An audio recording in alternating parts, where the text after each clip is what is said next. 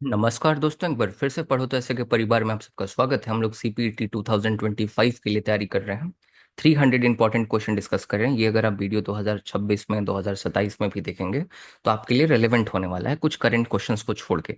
बाकी मैंने जितने भी वीडियो बनाई है। जय जगन्नाथ आप सभी को मेरे तरफ से। चलिए शुरू करते हैं इस वीडियो को, जल्दी से 25 क्वेश्चन डिस्कस करते हैं।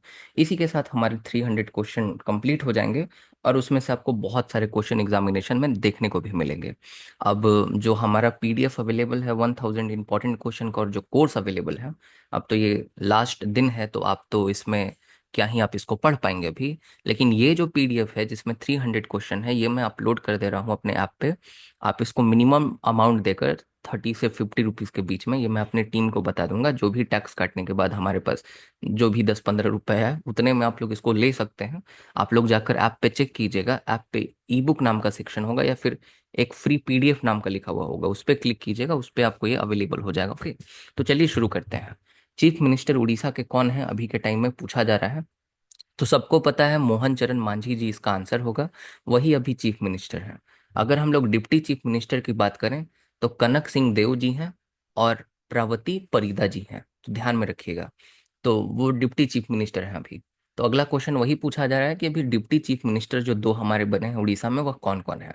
तो मैंने आपको आंसर अभी तुरंत बता दिया, कनक सिंह देव जी हैं और प्रावती जो परिदा हैं वो हैं, ये दोनों हैं, ध्यान में रखिएगा, इंपॉर्टेंट है आपके लिए।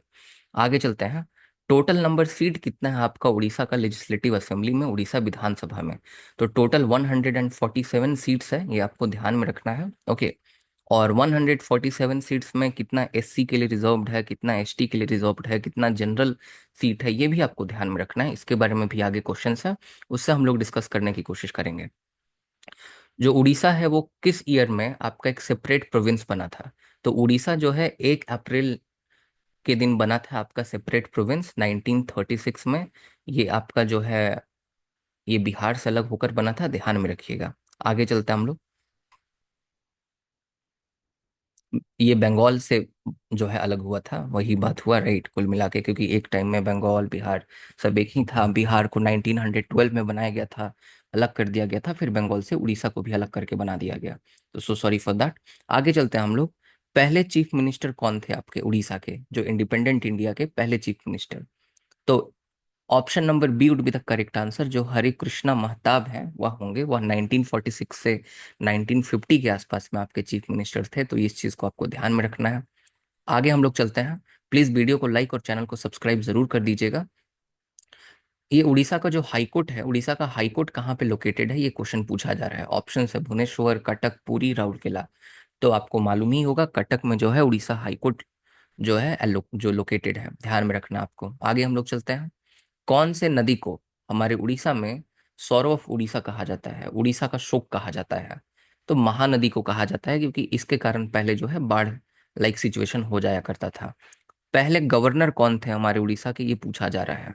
डॉक्टर राजेंद्र प्रसाद, कैलाश नाथ काटजू, सरोजनी नायडू, हरे कृष्णा महताब। तो he was the chief minister of Odisha, the option number D, the Hari Krishna Mahtab. We already discussed about this.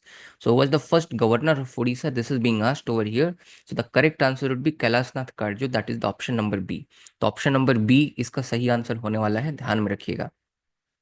अब यहाँ पे पूछा जा रहा है कि भुवनेश्वर जो है कैपिटल, इसको अनाउंस किया गया था 1948 में, और 1949 से भुवनेश्वर को एज अ कैपिटल, एक राजधानी की तरह देखा गया। और जो आंसर इसका होने वाला है वो, उसको अभी हम लोग डिप्टी कैपिटल कहते हैं या सब कैपिटल कहते हैं। तो भुवनेश्वर से पहले 1949 से पहले या 8 में उसको अनाउंस किया गया था। जैसे दिल्ली जो है ना, 1911 में कैपिटल अनाउंस हुआ, 1912 में उसको शिफ्ट किया गया, 1912 में, 1911 में अनाउंस किया गया।